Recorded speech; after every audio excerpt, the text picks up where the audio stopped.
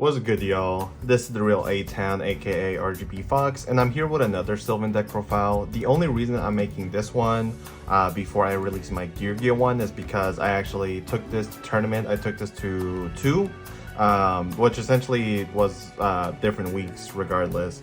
We actually had 36 people yesterday night for our local hat tournament, and it ended up being really good.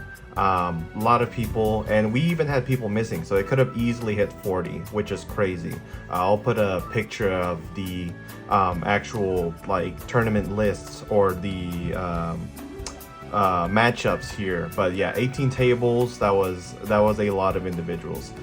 So yeah, I ended up getting top 4. It feels like a bad top 4 though, because I was X2, but it was more successful than the other tournament I ran with this with, where I went, I think it was like X3 in a 20-man tournament. We actually hit top 16, so the entire day I played 8 rounds of hat, and that was after I had played 5 rounds of Edison. So yeah.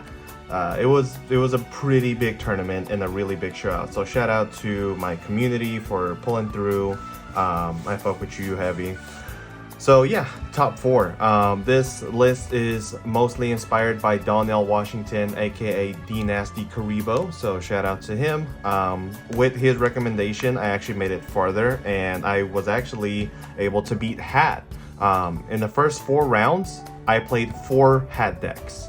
I think I played like 2 cat variants and 2 regular hat variants, and I gotta tell you, I wouldn't have had as much success against that deck if it wasn't for his for the suggestions that he made.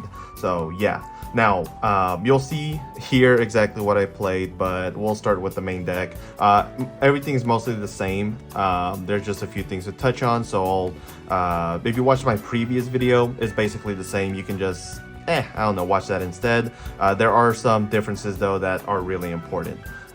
So yeah, I'm just gonna go through this really quickly. 3 Hermitry, 3 Sage, 2 Sprout, 2 Kumashumu, 1 Marshall Leaf, Peacekeeper, Cherub Sprout, Spore, 2 Curry Bandit, 2 Lone Fire, 2 Rose Archer, and 1 Blaster. The monster lineup overall is still the same. The only difference is I think I would actually cut a Rose Archer. There was never a moment where I did need the second one, but when it did come up, it was good, I'm not gonna lie. But yeah, following that, we have the spells. Again, this is all still pretty standard. Triple Charity, Triple Soul Charge, Triple Miracle Fertilizer, Triple Upstart, 2 Mount Sylvania, The Foolish, Lance, and Terraforming. I almost want to cut Lance up to 2. There was moments where it really mattered, and that might be what I'm going to play over the second Rose Archer. And then the main deck staple, Royal Decree. So Hat has a really, and I mean really good matchup against Sylvans. In fact, I would say Sylvan is probably the worst deck in hat format by far, and the fact that Royal Decree was able to help me fight through their boards, especially when I won the die roll, was amazing. Now, Royal Decree is not the end all be all.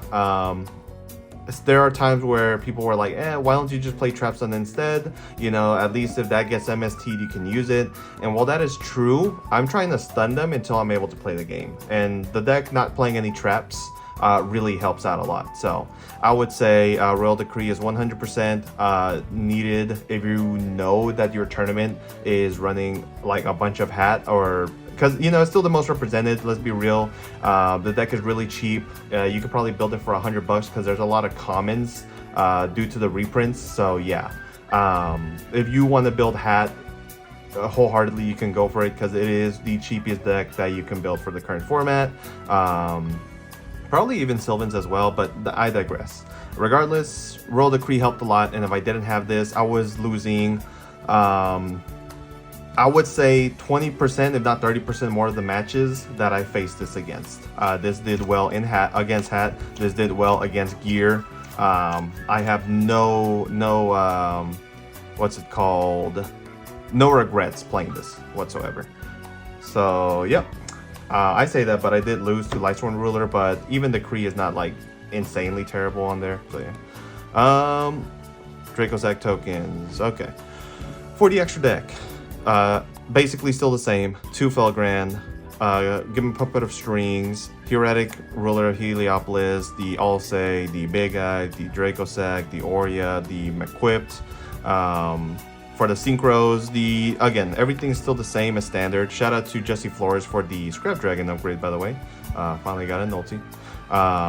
However, I did have the Alley of Justice Decisive Armor.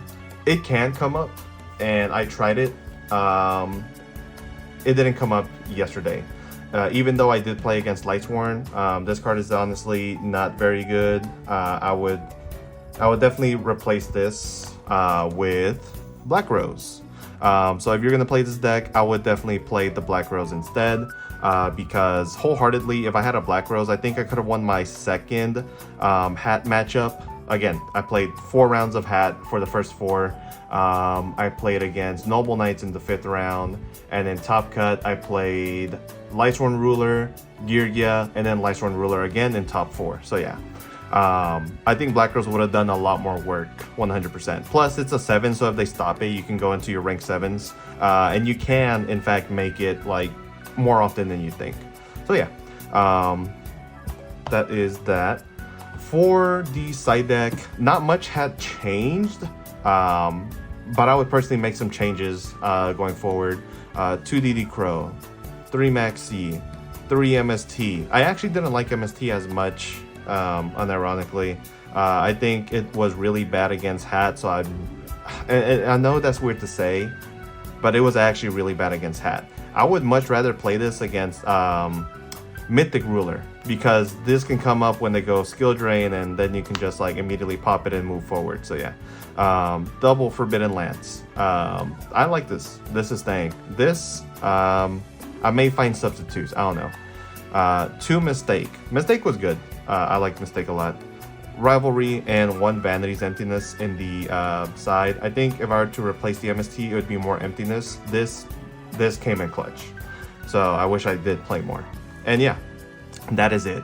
Now for the overall tournament report, right? So again, first round, I ended up playing against Hat, and I won the die roll, and I think that was what was really important against those variants, is that if I went first, I was able to set up the Kree and at least presence on the board. I was definitely winning, and then game 2 would just depend on how well they opened up personally.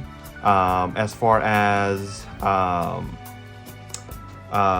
the second round was also Hat, but I bricked like both games that I played. I bricked in, and I saw none of my side either, which really hurt. So game 3, I went against Cat, the Curry Bandit variant, and that one ended up being a Swift 2-0 because I had nothing established on board on either turn, and he had access to Pleiades immediately, which means my Curry Bandit was in my hand, was not going off. My Koma Shrumu was never staying on there, and he also had back row. So I mean, it sucked, but that is what happens. Round 4, I played against Hat again, of course. This time I played the actual Hat variant with the hands. The match up overall was also very good in my favor. I won the die roll, and I had the Kree, and he couldn't do anything. And so because my local has a lot of Hat, the Kree really went in. Game number 4, I played against Noble Knight. Shout out to David Yao. His Noble Knight list was actually really fire. It's just that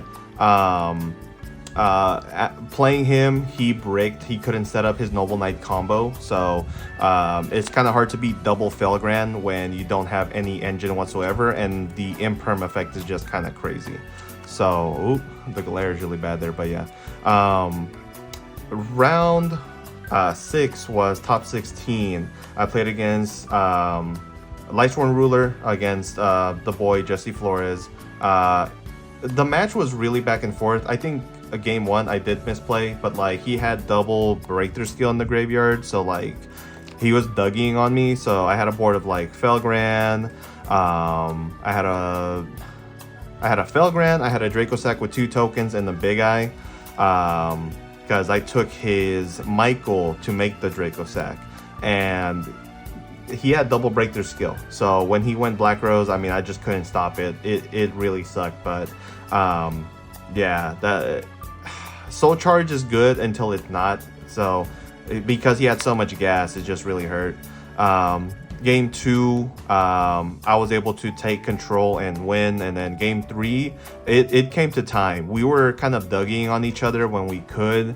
I managed to slow him down with a max C, and he passed to me, and that's when we were like, oh hey, like time is it's really close, and my hand was just good enough to combo through. So I did so, and I went for damage before passing to his turn, and he was not going to be able to break through the field and then attack for damage either. So because of that, I did win. It was really back and forth, but I think if we had a lot more time, I would have had more time to think and establish a board that at least could help me survive whilst dealing damage, because I did have Soul Charge in hand. So, you know, it's tough, but it happens. So shout out to him though. He was real cool about it. He was like, you know, it happens. We were just taking our time on our turns, you know. Game number 7, round 7 rather, that was top 8. I played against Geargia. I won the die roll luckily, and because of that, I was able to have my Royal Decree set. So when he said armor set 3 passed, I just flipped armor, Royal Decree. So yeah, that was GG's. And then basically the same thing happened game 3.